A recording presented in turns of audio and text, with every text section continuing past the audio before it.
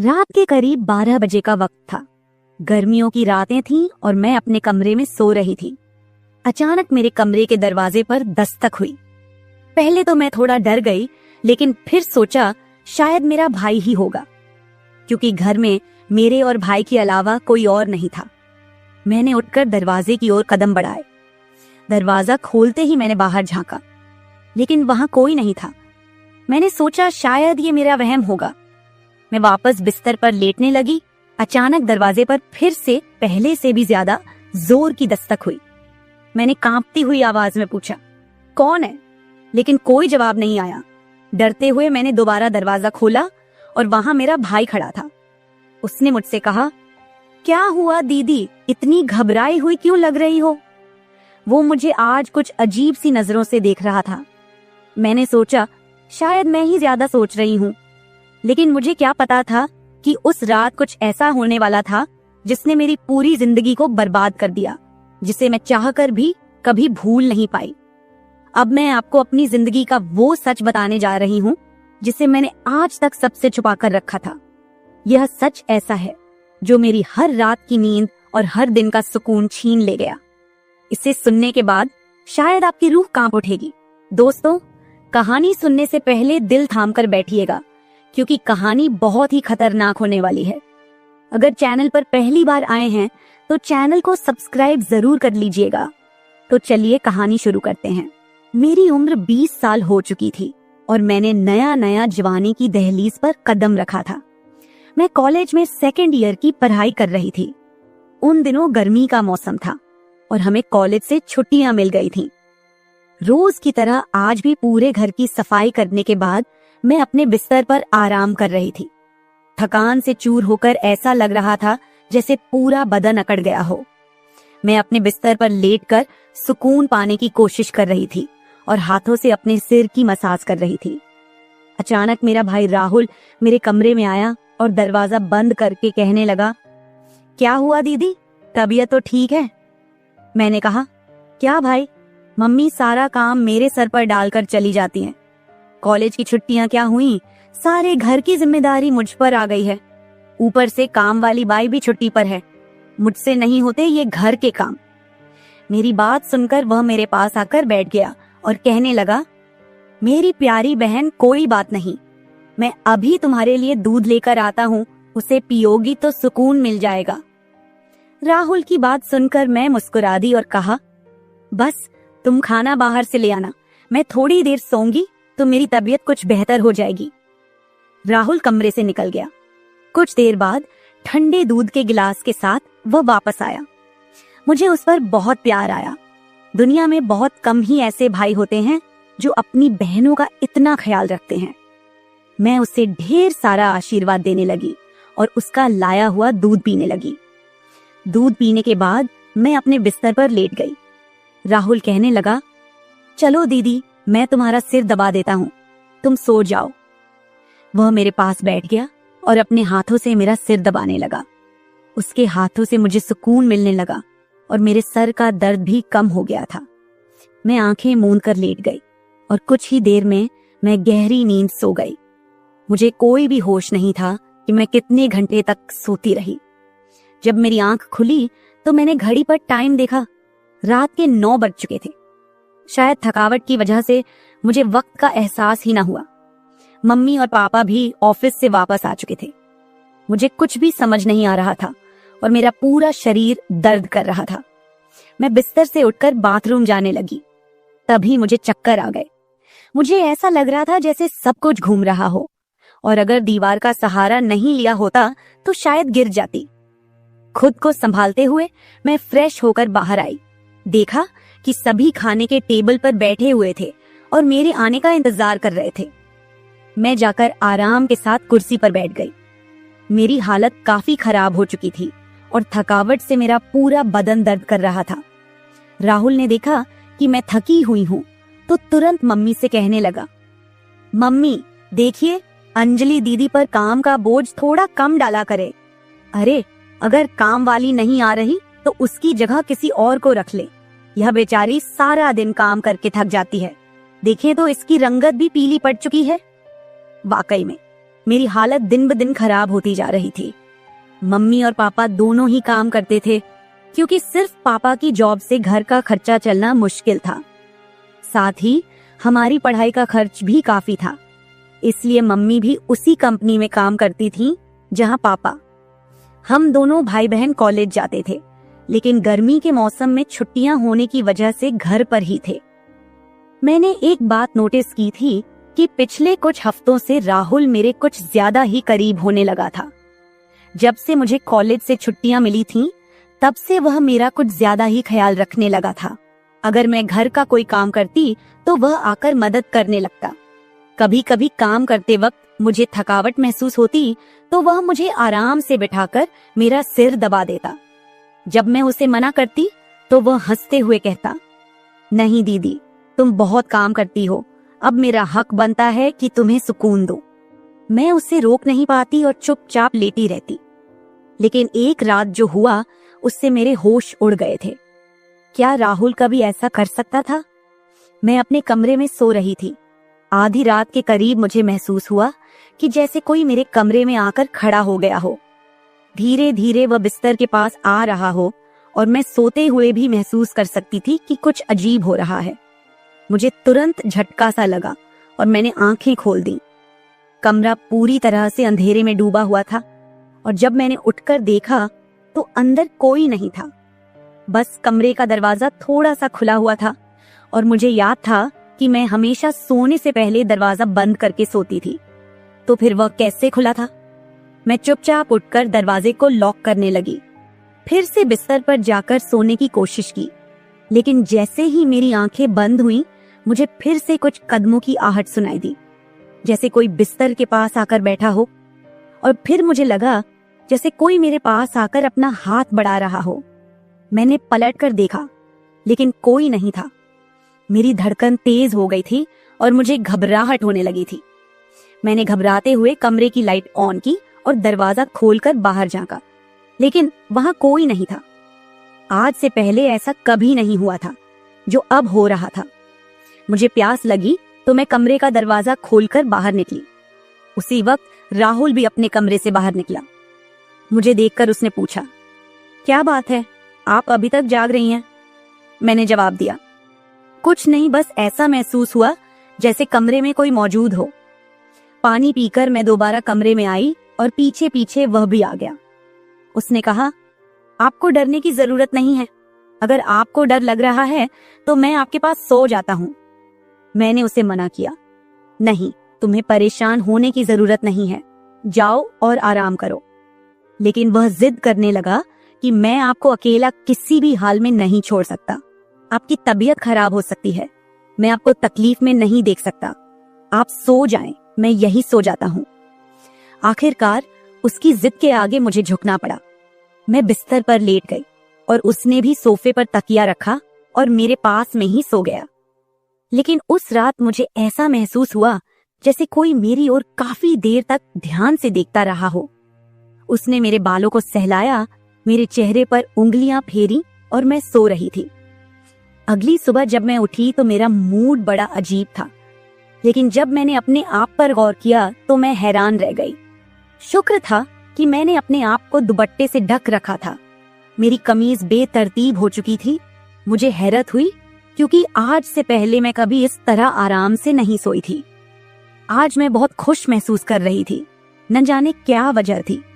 मैंने अपने भाई की तरफ देखा तो वह भी बहुत खुश था। मैंने उसको पूछा, तुम आज इतने खुश क्यों हो? तो कहने लगा, जिसको आप जैसी बहन मिल जाए वो क्यों ना खुश हो। घर के सारे काम निपटाकर जब मैं बैठी तो राहुल तेल लेकर मेरे पास आ गया। कहने लगा, अंजलि दीदी, आप अपने बाल खोल दे, मैं आपके सर में मालिश कर देता हूँ। मुझे उसकी हरकतें कुछ अजीब लग रही थीं। मैंने कहा, ये तुम्हारा काम नहीं है, जाओ अपनी पढ़ाई करो, मुझे मालिश की जरूरत नहीं है। मगर उसने मेरी बात नहीं मानी और खुद ही मेरे बालों से कैचर उतार कर कहने लगा, आप नखरे मत किया करो, किस्मत वालों को ही ऐसे भाई मिलते हैं। जब आपका भाई आपके खूबसूरत रेशमी बालों में मसाज करना चाहता है तो आपको क्या समस्या हो सकती है? आ जाइए, मैं आपके सर की मसाज कर देता हूँ, आपको बहुत सुकून मिलेगा। वह मुझे उठाकर कमरे में ले गया। मैं बेड पर तकिया रखकर लेट गई। मेरे बाल बेड से नीचे लटक रहे थे। वह मेरे सरहाने बैठकर मेरे बालों की मसाज करने लगा। राहुल मुझसे 3 साल छोटा था, मगर मुझे नाम से बुलाता था। कहता, आप इतनी प्यारी हैं कि आपको देखकर दिल करता है कि आप हमेशा इसी तरह मुस्कुराती रहें और मैं आपका लाभ उठाता रहूं। वह मेरे सिर की मालिश कर रहा था और उसके हाथों में जैसे जादू था। मुझे इतना मजा आया कि मैं नींद की वादियों में खोने लगी। तेल की खुशबू भी बहुत जबरदस्त थी। तेल की हल्की हल्की महक कमरे में फैल चुकी थी। मैंने उत्सुकतावश उससे पूछा, ये तेल कौन सा है? उसने मुस्कुराते हुए जवाब दिया, ये एक खास तेल है जो आपकी सुंदर जुल्फों को और भी चमकदार बनाएगा। आपके बालों की खास देखभाल के लिए ही लाया हूँ। उसकी बातें मुझे बहुत अजीब सी लग रही थी। मैं समझ नहीं पाती थी कि वह किस तरीके से बात कर रहा है। मालिश के दौरान कब मुझे नींद आ गई, पता ही नहीं चला। कुछ समय बाद जब मेरी आंख खुली तो मेरे पूरे बदन में भारीपन महसूस हो रहा था। ऐसा लगा रहा था जैसे किसी ने मुझ पर बहुत ज्यादा वजन रख दिया हो। मेरी टांगों और हाथों में अजीब सा दर्द था, मानो घंटों तक मैं किसी भारी बोझ के नीचे रही हूं। पूरे बदन में दर्द सरायत कर रहा था। मैं धीरे धीरे उठकर बैठी और चारों तरफ नजर दौड़ाई। मेरे कपड़े हल्के हल्के गीले हो गए थे और पंखा भी बंद था। कमरे में गर्मी का एहसास हो रहा था। मैंने चक्कर खाती हालत में बेड से नीचे कदम रखा, मगर पैरों में जैसे जान नहीं थी।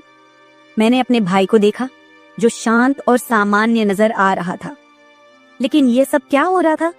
मुझे समझ नहीं आ रहा था कि आखिरकार ऐसा क्यों हो रहा है। बड़ी मुश्किल से खुद को घसीटते हुए मैं बाथरूम पहुंची और फ्रेश होकर आई। आईने में अपनी हालत देखी तो ऐसा लगा जैसे मैं पूरी रात सोने की बजाय किसी मेहनत वाले काम में जुटी रही हूं। जब मैं कमरे से बाहर निकली तो मुझे हल्की हल्की फुसफुसाने की आवाजें सुनाई दी। ऐसा लगा जैसे कोई किसी से बातचीत कर रहा हो। घर में मेरे और राहुल के अलावा कोई नहीं था। फिर वह किससे बात कर रहा था? प्यास लगने के कारण मैं पहले किचन में पानी पीने गई, लेकिन तब तक आवाजें आनी बंद हो चुकी थीं। जैसे ही मैं किचन के दरवाजे के पास पहुंची, राहुल बैठक से बाहर निकलता दिखा। उसके हाथों में कई नोटों के बंडल थे और उसके चेहरे पर एक अजीब सी मुस्कान थी। मेरे माथे पर बल पड़ गए। उसने जैसे ही मुझे देखा चौंक गया। कहने लगा, दीदी आप उठ गईं। मैंने बिना जवाब दिए धीरे धीरे उसके करीब जाकर पूछा, ये पैसे कहां से आए? वह हड़बड़ा गया और तुरंत उन्हें अपनी जेब में डालने की कोशिश करने लगा। मैंने उसका हाथ पकड़कर उन पैसों को बाहर निकाला और सख्ती से पूछा, सच सच बताओ, इतने पैसे तुम्हारे पास कैसे आए? वह घबरा गया और कहने लगा, प्लीज पापा को मत बताना। ये पैसे पापा के एक दोस्त ने पुराने कर्ज के रूप में लौटाए हैं। मैंने सोचा था कि इनसे मोबाइल खरीद लूंगा। उसकी बात सुनकर मेरा गुस्सा 7वें आसमान पर पहुंच गया। मैंने उसे डांटते हुए कहा, क्या तुम्हें घर की हालत का जरा भी अंदाजा नहीं है? मम्मी पापा दोनों इतनी मेहनत कर रहे हैं और तुम इन पैसों से मोबाइल खरीदने की सोच रहे हो। उसने शर्मिंदा होकर पैसे मुझे थमा दिए। मैंने वो पैसे रात को पापा को दे दिए।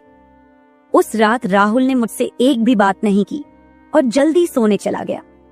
मैं अगले दिन किचन में काम कर रही थी जब राहुल अपने दोस्तों के साथ घर में दाखिल हुआ।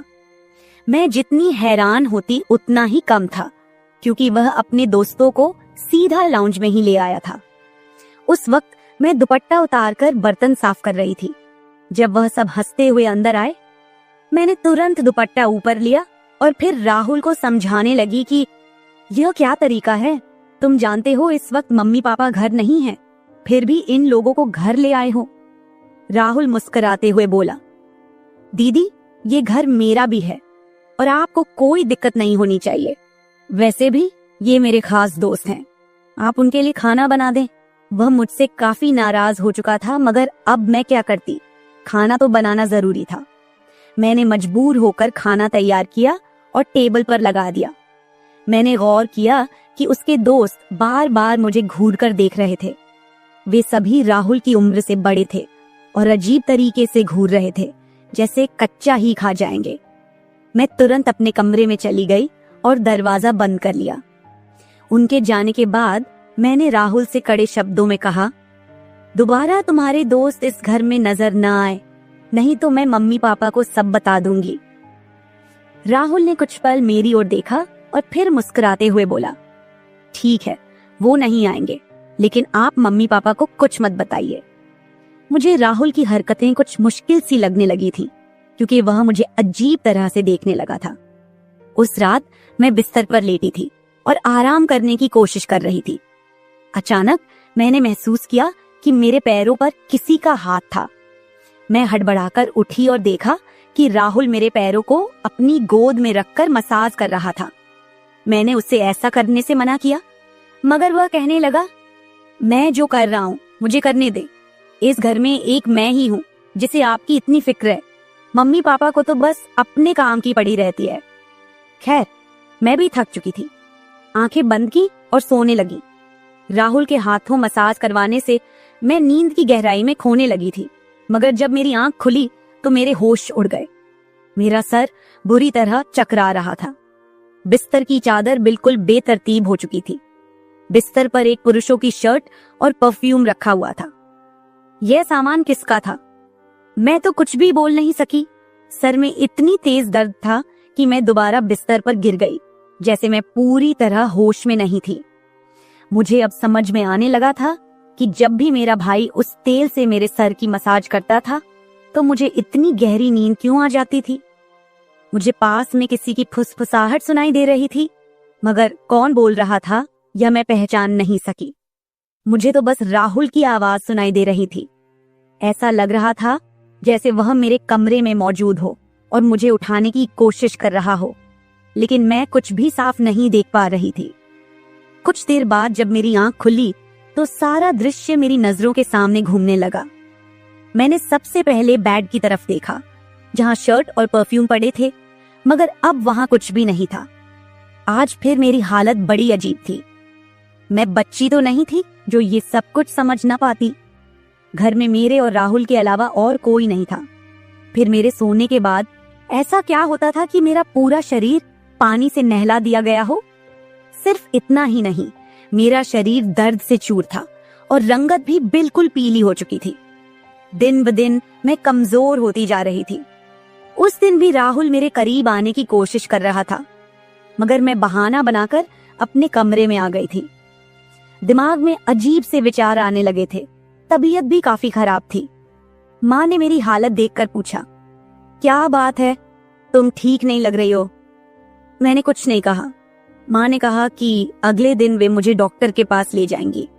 उस रात मैं बार बार उठ रही थी और ठीक से सो नहीं पाई। अगले दिन मेरे मम्मी पापा रोज की तरह अपने काम पर चले गए थे। उन्हें शायद मेरी परवाह नहीं थी। मैं खुद ही डॉक्टर के पास गई, जहां अल्ट्रासाउंड में पता चला कि मैं पेट से हूं। मेरे तो पैरों तले जमीन खिसक गई। आखिर यह सब मेरे साथ कौन कर सकता था? राहुल मेरा भाई था, लेकिन फिर मेरे दिमाग में यह बात आई कि वह मेरा सौतेला भाई है।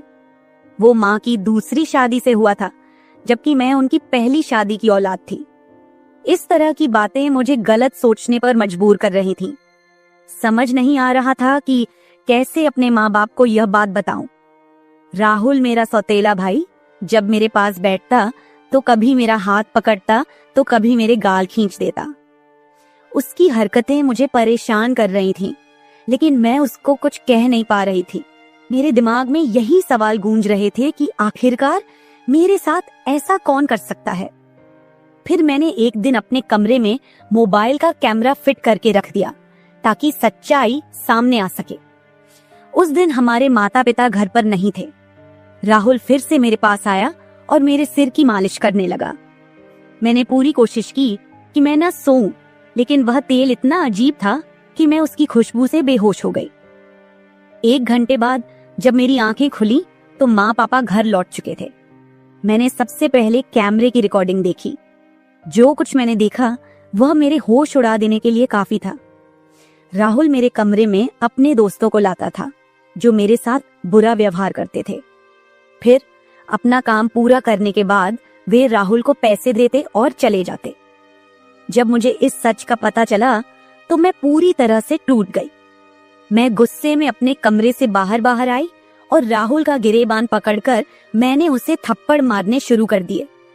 मेरी चीख सुनकर मम्मी पापा भी वहां आ गए। पापा ने मेरा हाथ पकड़ लिया और गुस्से में कहने लगे, क्या हो गया है? तुम इसे क्यों मार रही हो? होश में हो? क्या पागल हो गई हो? क्यों मार रही हो इसे? मैंने रोते हुए वीडियो दिखा दी कि यह जलील इंसान मेरे साथ क्या कर रहा था। वीडियो देखते ही माँ बेहोश होकर जमीन पर गिर गई। ये देखकर पापा को भी बहुत ज्यादा गुस्सा आया। उन्होंने राहुल को गुस्से में पकड़ लिया और उसे बुरी तरह पीटना शुरू कर दिया। उसके मुंह और नाक से खून बह रहा था। राहुल ने गुस्से में कहा, मैंने इसे कभी भी अपनी बहन समझा ही नहीं। मुझे पैसों की जरूरत थी। लोग इसके लाखों रुपए देने को तैयार थे। मुझे अपनी जरूरतें पूरी करनी थी, इसलिए मैंने यह कदम उठाया। मैं अपने कानों पर हाथ रखकर बस रोए जा रही थी। पापा ने उसे इतना मारा कि वो लहूलुहान हो गया, लेकिन जैसे तैसे खुद को छुड़ाकर वह घर से भाग गया और फिर कभी उस घर में वापस नहीं आया। इस हादसे को मेरे लिए भूल पाना तो दूर, इसे याद करते हुए आज भी मेरी रूह कांप जाती है। भाई वही होता है जो आपके सगे खून का हो।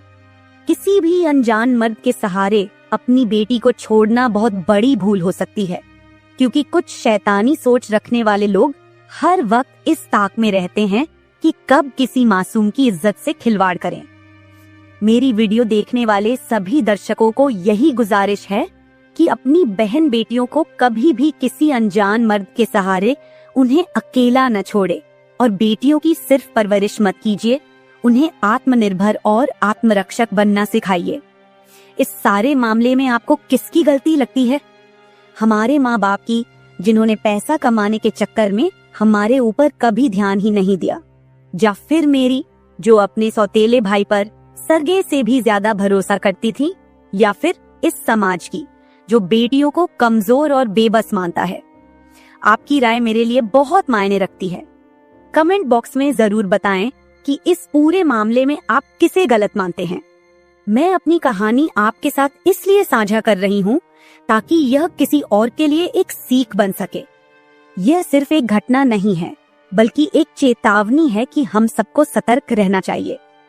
अगर आपको मेरी यह कहानी पसंद आई और आप मानते हैं कि इसे सुनकर कोई और भी जागरूक हो सकता है, तो इसे शेयर जरूर करें। अगर आप ऐसी और भी कहानियां सुनना चाहते हैं जो मनोरंजन के साथ एक संदेश भी दें, तो मेरे चैनल को सब्सक्राइब जरूर करें। बेल आइकॉन दबाना मत भूलिएगा ताकि आपको मेरी हर नई कहानी समय पर मिल सके। कल फिर मिलते हैं एक नई कहानी के साथ। धन्यवाद। हेलो दोस्तों, आज की कहानी मेरे और मेरे ससुर जी के रिश्ते के बीच की है। मेरा नाम कामिनी है और मेरी उम्र अभी 26 साल है। मैं काफी खूबसूरत हूँ। मैंने अपनी बॉडी को पूरा फिट रखा हुआ है क्योंकि मैं रोजाना एक्सरसाइज करती हूँ। मेरी शादी को 7 साल हो चुके हैं। मेरे मम्मी पापा ने गरीबी की वजह से मेरी शादी कम उम्र में ही एक अमीर लड़के से करवा दी, लेकिन वो लड़का अक्सर बीमार रहता था। उसके हार्ट में कोई प्रॉब्लम थी।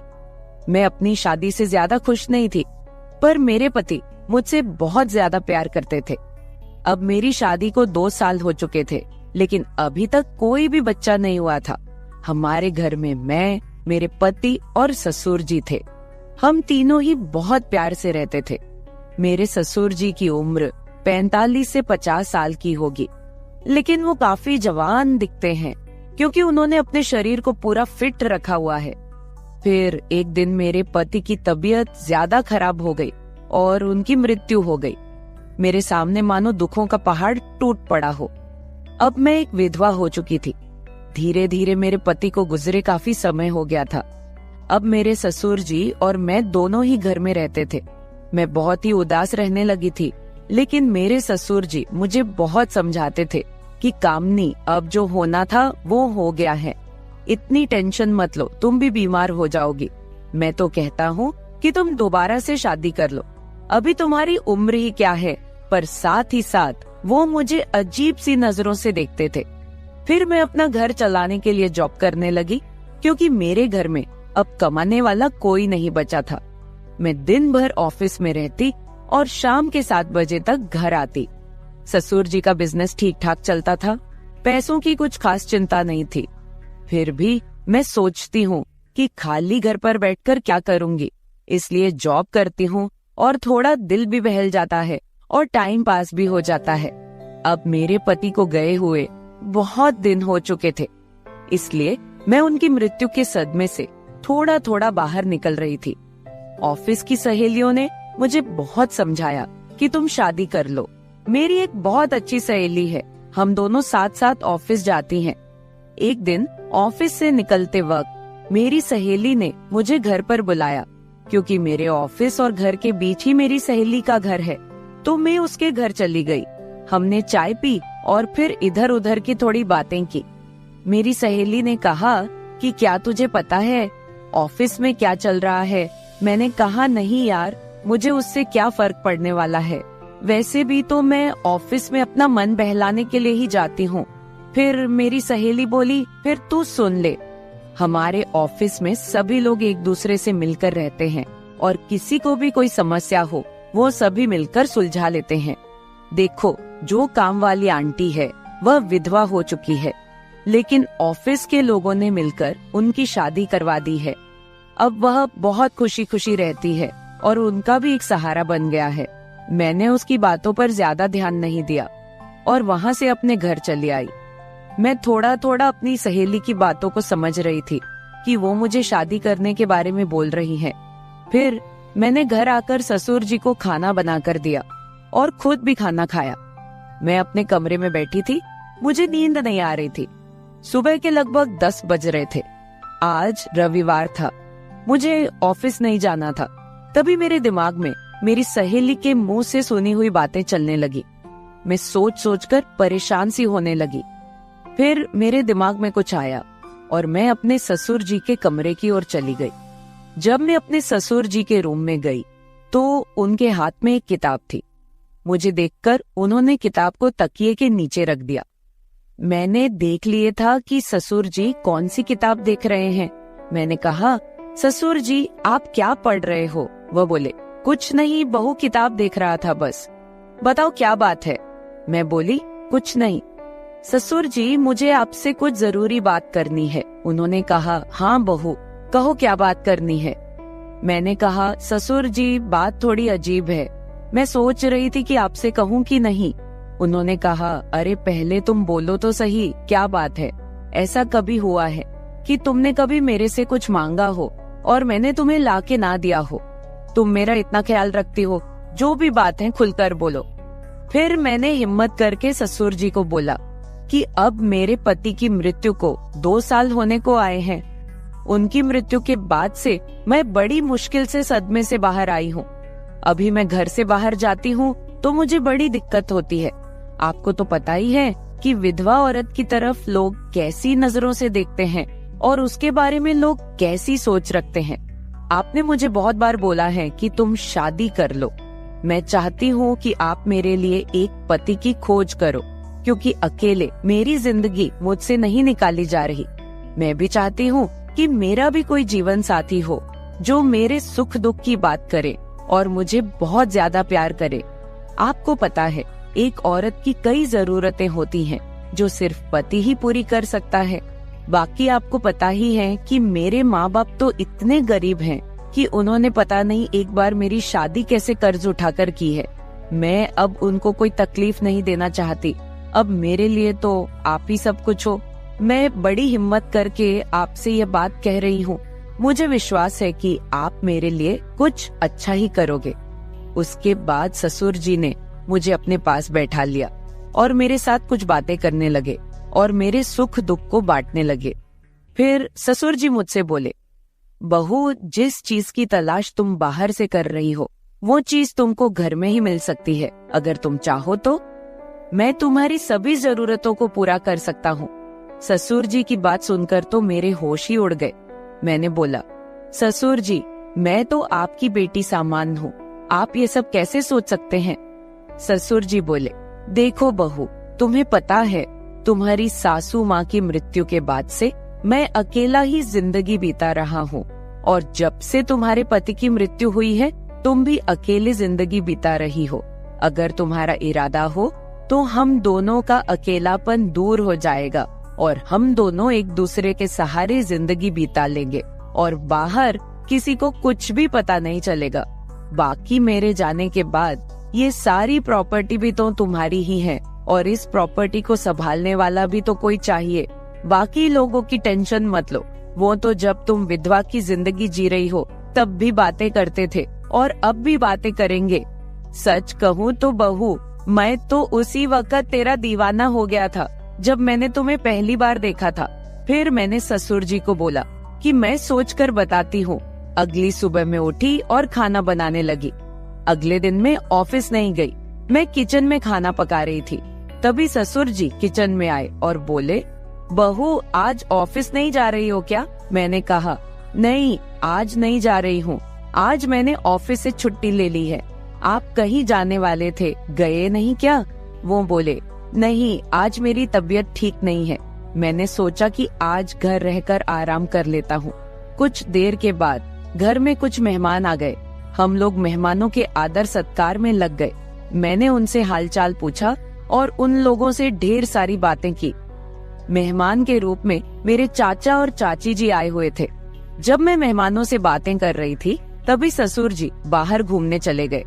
उनकी आदत है कि जब वह घर पर रहते हैं तो वह खेतों की तरफ घूमने चले जाते हैं। फिर थोड़ी देर के बाद मेरे चाचा चाची भी खाना खाकर चले गए। दोपहर के 1 बजे का समय हो चुका था। मेरे दिमाग में ससुर जी की बातें घूम रही थी। मैं सोच रही थी कि इस अकेलेपन के साथ मैं सारी जिंदगी कैसे बिताऊंगी। मैं ससुर जी के साथ रहूंगी तो हो सकता है कि हमारा कोई बच्चा भी हो जाए। और ससुर जी की बात सही है, उनके जाने के बाद उनकी सारी प्रॉपर्टी भी तो मेरी ही है। मुझे ससुर जी की बातें काफी हद तक सही लग रही थी। फिर मैंने ससुर जी को कॉल किया और बोली, ससुर जी खाना तैयार हो गया है, आकर खाना खा लीजिए। इस पर वह बोले, मैं अभी बाहर हूँ और मुझे थोड़ा टाइम लगेगा। मैंने कहा ठीक है, मैं जरा बाहर जा रही हूँ तो देर शाम तक वापस आऊंगी, क्योंकि मैंने मार्केट शॉपिंग करने के लिए जाना था। फिर मैं मार्केट चली गई और वहाँ से अपने लिए और ससुर जी के लिए कुछ कपड़े खरीद कर लाई। जब मैं घर पहुँची तो शाम के 7 बज चुके थे। ससुर जी अपने कमरे में सो रहे थे। मैंने ससुर जी को उठाया और वो नहाने चले गए। अब चारों तरफ शांति हो चुकी थी। शाम के 8 बज चुके थे। फिर मैं ससुर जी के पास गई और उनको वो सब बातों के लिए हाँ बोल दी जो उन्होंने मुझे कही थी। ससुर जी मेरी हाँ सुनते ही खुश हो गए। फिर मैं उनके साथ, उसके बाद तो आप समझ ही सकते हैं, जो होना था वो हो गया। मैंने ससुर जी को फिर से अपनी ख्वाहिश बताई और ससुर जी ने मेरी ख्वाहिश पूरी कर दी। हम दोनों ने 1 से 2 घंटे तक एक दूसरे से वो सब बातें की और सारा काम किया। इस तरह से हम दोनों ससुर बहू काफी खुशी खुशी पति पत्नी की तरह रहने लगे। अब मुझे किसी भी चीज की दिक्कत नहीं होती, क्योंकि अब मुझे कहीं भी जाना होता है तो मैं ससुर जी के साथ चली जाती हूँ और हम खूब एंजॉय करते हैं। कुछ दिन बीत जाने के बाद ससुर जी बोले, कामिनी अब तुम मेरे बिजनेस के बारे में सारा कुछ समझ लो और खुद सारा बिजनेस संभाल लो। फिर मैंने जॉब छोड़कर ससुर जी का सारा बिजनेस खुद संभाल लिया। अब हम दोनों पति पत्नी के जैसे रहने लगे हैं। मैं ससुर जी की हर बात का ख्याल रखती हूँ और वो भी मेरी हर बात का ख्याल रखते हैं। कुछ देर के बाद हमारे घर बच्चा भी हो गया और हमारी जिंदगी काफी अच्छे से चल रही है, क्योंकि ससुर जी ने मेरी हर कमी को पूरा कर दिया है। हमें दुनिया की कोई परवाह नहीं है, कोई कुछ भी बोले, हम लोग अपने घर खुश हैं। तो मेरे प्यारे दोस्तों, अगर आप लोगों को मेरी ये कहानी पसंद आई हो तो चैनल को सब्सक्राइब जरूर कर ले और बेल नोटिफिकेशन ऑन कर ले। एक प्यारा सा कमेंट करके बताएं कि आपको मेरी स्टोरी कैसी लगी। कल मिलेंगे एक और वीडियो के साथ। धन्यवाद।